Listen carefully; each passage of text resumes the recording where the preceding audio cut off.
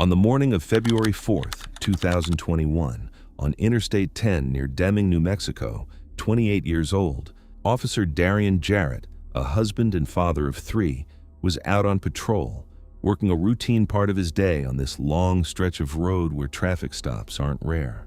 But that morning would turn out much different than expected.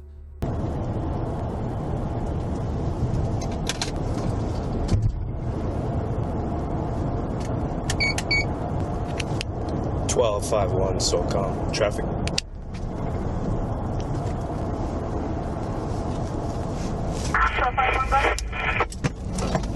Gonna be on I-10, eastbound at about the 101. Out temp tag 0527 Edward Paul. It's gonna be a white Chevy pickup, 1 aboard. Can't tell what state the temp tag's out of.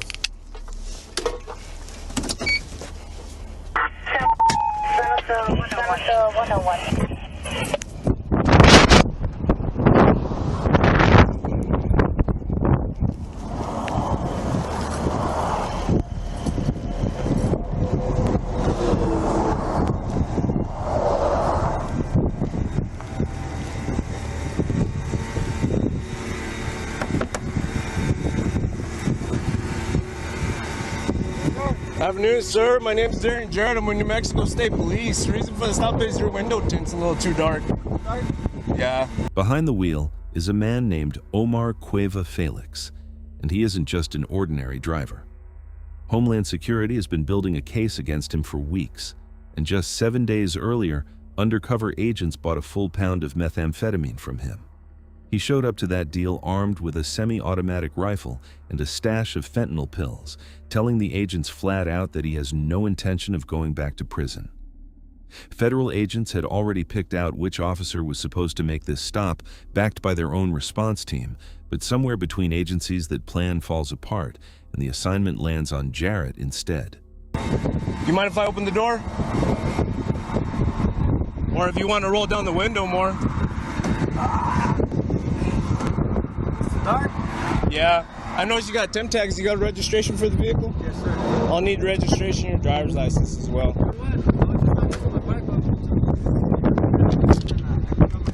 Right. You got okay. All right. Do you have insurance for the vehicle? Yeah. Where is it? It's with the wallet. Do me a favor. Come with me to my vehicle. That way I can run your name and date of birth, and then that way I can get my return. Okay. Go ahead. Shut the vehicle off. If you want, it's up to you. You can run my name if you want. Well, I know. Well, she's on the phone, actually. Babe, can you send me a photo of my license if you find my wallet? That'll work. Grab the phone and come with me to my vehicle so I can get the return, and then I can make sure that everything's good. That's right. Okay. What was your name? Omar Cueva? Omar Cueva? Yes, sir. All right, Mr. Cueva. O-M-A-R-C-E-V.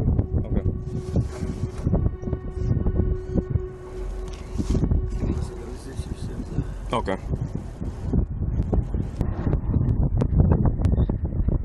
While she's sending the pic, let's go so that I can run my checks on you. Huh?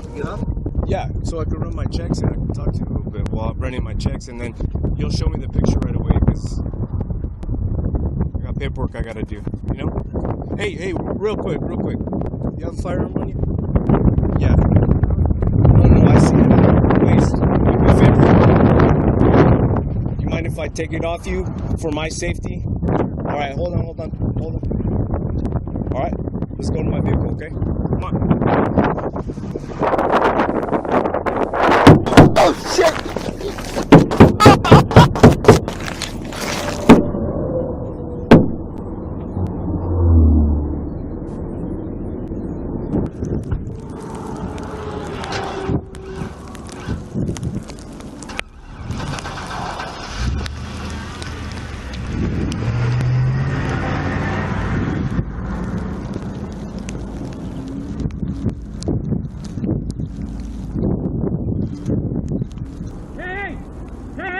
Police, here to help!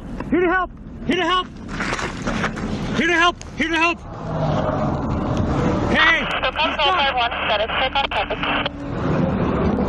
You call 911? Hey, call 911. I'm with HSI. Okay. Call 911. Jarrett approaches the truck the same way he had done as usual, asking Cueva Felix to step out multiple times, and even spots the handgun tucked at Cueva's waistband, but doesn't know that Cueva has a rifle sitting on the other side with him. As soon as he steps out, he fires point blank at Jarrett, killing him on the spot. Officers soon chase Cueva down the interstate, taking fire along the way, until a standoff finally ends it, with Cueva been killed. What investigators uncovered afterward was almost harder to sit with than the shooting itself. Unfortunately, even though Cueva Felix was known to be a high-risk target, armed and dangerous, no warning was ever given to Jarrett before going into the traffic stop. An agent named Matthew had actually spotted Cueva that same morning and passed the information to a state police sergeant, but somehow it never made it to Jarrett. In 2023, his wife Gabriela filed a wrongful death lawsuit against New Mexico's Department of Public Safety, and the case was eventually settled for over $500,000. On February 18, 2025, around 9:30, a 29-year-old woman was simply crossing a street at East Pratt and South Chester in Baltimore's Butchers Hill neighborhood. At the same time, an Amazon driver was making his way through when this happened.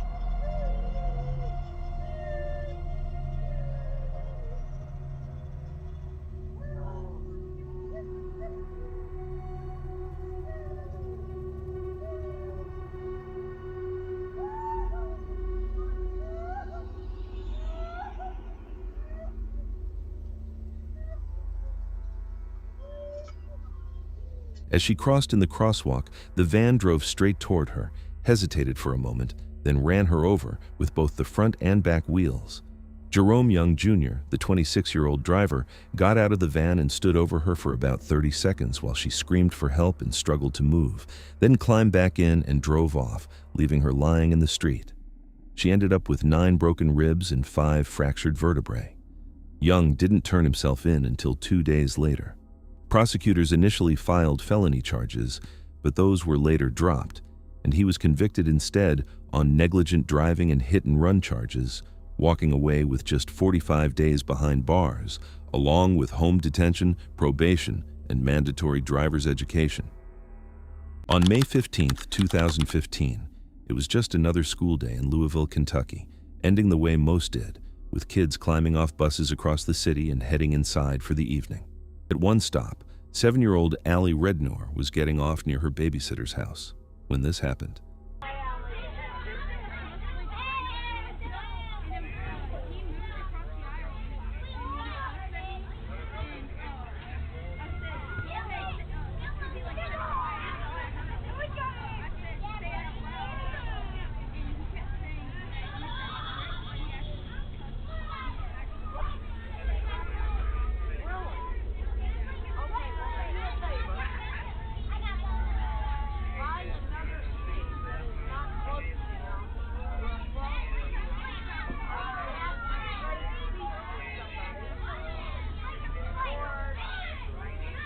What are you doing, Devin? Sit down, Devin.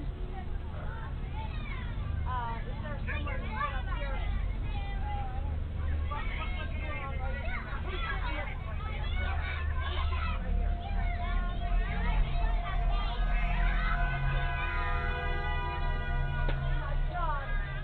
Oh my God. Oh my God. Unfortunately, as she tries to get off, her backpack strap gets caught on the closing door. Melinda Sanders, the bus driver, has no idea and pulls away with Allie scraping along the bus for more than 1,000 feet. A passing motorist catches sight of it, pulls up alongside, and blocks the bus off with his own car until Melinda finally brings it to a stop. By then, Allie has deep cuts and scrapes down her legs and hip, along with nerve damage doctors say won't ever fully go away, injuries serious enough that it takes 8 separate surgeries just to repair them. Melinda loses her job over it within the month, though she's never criminally charged, and years later, the Rednar family walks away with a $4.8 million settlement from the school district. Allie is 17 now, and she talks openly about what happened to her. On July 21st, 2023, a woman working for Uber Eats went to a 7-Eleven on Orange Avenue in Orlando to pick up an order, expecting nothing more than a quick stop. But that simple errand quickly turned into a nightmare when one of the store employee Kareem started physical assaulting her. 2 people were working the store that night. When the cops arrived, they found the store barricaded from the inside with mop handles, and as they got inside, they came across this. Who are you?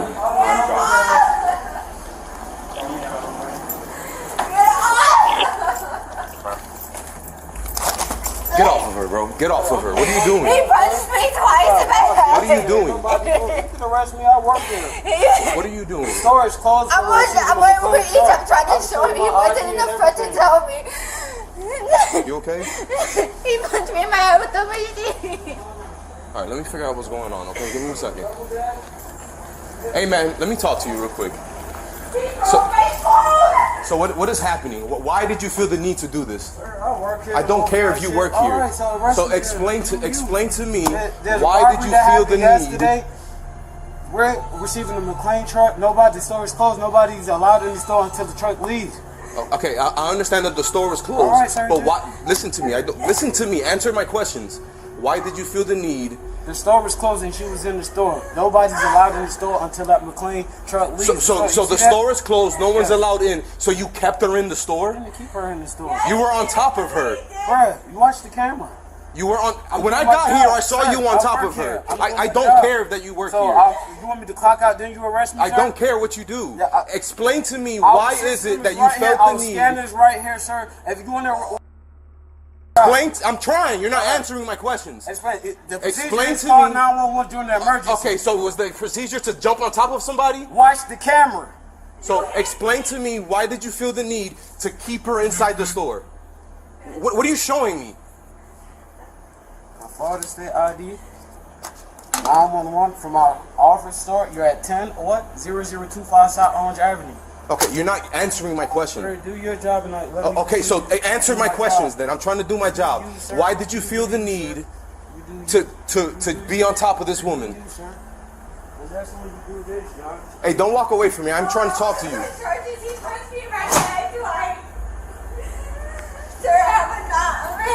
Okay. You want me to call you an ambulance? You need me to call you an ambulance? Kilo 33, can I have FDB 51, please? I'm here for Uber Eats. Sorry, bro. He wasn't in the front of the door. Could you explain to me what happened? I came in. I'm parked on the side. My boyfriend's a paraplegic. He's in the car right now. I got a female with a head injury. And I walked in. I didn't park in between. There was 2 trucks here. Not all 7-Eleven closed when they're shipping. I walked in. He was not there. The freaking guy, Josh, he's gonna be like, I don't want nothing to do with it. I don't know if he's scared. But he was taking the order. I have an Uber Eats order. Okay, so he was doing it, and the guy came from behind me, and he was like, ma'am, you're not supposed to be in here. I don't know. And he starts locking the door, and he's like, I'm going to punch you. Okay, all right. So try to calm down. Let's start from the beginning. So you had an Uber Eats order. Yes, I walked in. Nobody was there. If he would have told me the store is closed, I would have canceled it. It's not that serious. So you were able to walk in? Yes, that door, the left door that we're looking at on our left was open, sir. I came, I spoke with Josh. He asked me, what was the name? I told him the name. He asked me, he was like, okay, well, my system's a little messed up. Can you read me the order? I told him the beef menus. He said, okay, I got it. Now I know which order. He started doing that. This guy's yelling at somebody, a man outside. Then he comes in, and he's like, ma'am, you can't be in here. So I'm telling him, like, you can't talk to people like that because he's coming off very hostile. And I'm telling him, I'm here with Uber Eats, and Josh is telling her, but she had to order. But nobody can be in here. And that's when he starts freaking out. He starts locking me. put the phone down, I'm gonna knock you. Put the phone down, I'm gonna punch you. And we're in this aisle with the yellow bag of chips right there is, and he hits me with one of his scanners in his hand. And then he sits on me the whole time there, and I'm telling him I can't breathe because I really couldn't breathe, bro. Alright, do you want to press charges? Yes. Alright, do me a favor. Wait for me outside. Can I go to my car? It's the 12. Yeah, that's fine. Wait for me outside. My partner's on his way, alright? Alright. Thank you. It was revealed that the store was supposed to be closed while a delivery truck was being unloaded, but nobody had made that clear to her when she got inside. Josh, another employee, didn't turn her away either, and he'd started helping her track down her Uber Eats order. Kareem had been outside dealing with the truck, and when he came back in and found her there, he reacted with hostility instead of simply explaining the situation. He locked the door right away and held her down. Once his partner arrived, they cuffed Kareem together and walked him to the back of a patrol car. With him out of the store, the officer turned to Josh and asked him to get the manager on the phone, hoping the security footage would confirm exactly what had happened. Do you have access to the cameras? I do not. Personally, my boss just tried to get a hold of me. That's in a second. Yeah, if he does he have access? My boss? Yeah. He should. Can we get on the phone, see if he can come? You want to talk to him real fast?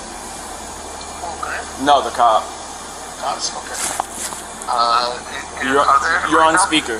Hey, sir, how you doing? It's Officer Mendez with the Atlanta Police Department. Hey, how are you? Good.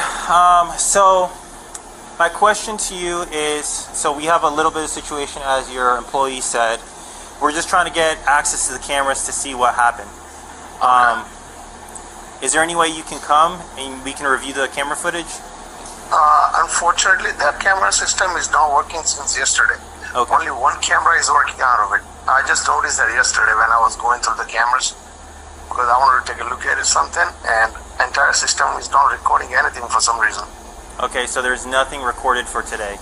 Yeah. Since actually day before yesterday, there is nothing recorded in there. Okay. I already called the guy who come and fix it, but he hasn't been up there yet. So. Did you take her phone from her? No, I told her to just put her phone down and Josh was going to pick it up and put it in the basket. That's all. Why were you telling her to put the Because phone she down? said she has an order. You're trying to help her, and just because she's inside the store, we don't know how she. I mean, she's a young lady. I'm not trying to harm her or anything. I'm just trying to get my job done because shift change might come. What soon. time does the store close? The store never closes. Okay, so if the store never closes, how was she intruding if the store never Because closes? she wasn't with the McLean. She wasn't with the who? McLean, that big old 18-wheeler truck that was parked right there. So because she wasn't with the truck, Yeah, that meant she was parked, an we intruder? froze the store. When you freeze the store leave the paperwork. There's paperwork that we got to go back and double track, and that's it. Okay. I mean, I understand y'all are busy and stuff, man, but Okay, did you and the lady in the store get into any kind of physical altercation? no, I was just like, don't move, them and letting her breathe. She went forward, I went backward. I didn't touch her, didn't hurt her, offer her some agua. Oh, so how are you letting her breathe if you didn't touch her? Because she was talking to me. Okay. We tried to help her out, Josh. We have a time limit at 6. We got to be gone. Okay. So she came inside the store. It never closes, but it was closed now. I guess. You guess, or? Graveyard shift, Sheriff. I work graveyard. Okay, I'm asking you questions that you should know as the employee, because you previously said that the store never closes. So I'm trying. I'm trying to clarify how, if the store doesn't close, and there's nothing in the front of the store to make someone, like the doors being locked or a sign saying that the store is closed.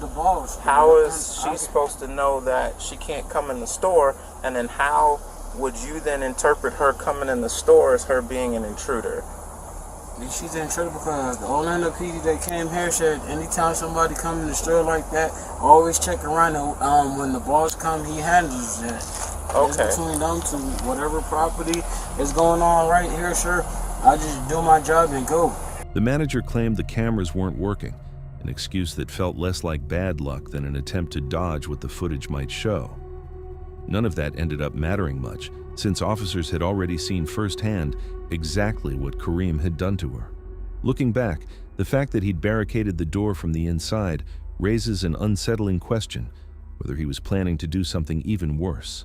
He ended up facing multiple charges over it, including false imprisonment for locking her in, battery for holding her down, criminal mischief, resisting an officer, and obstructing justice for refusing to cooperate with police.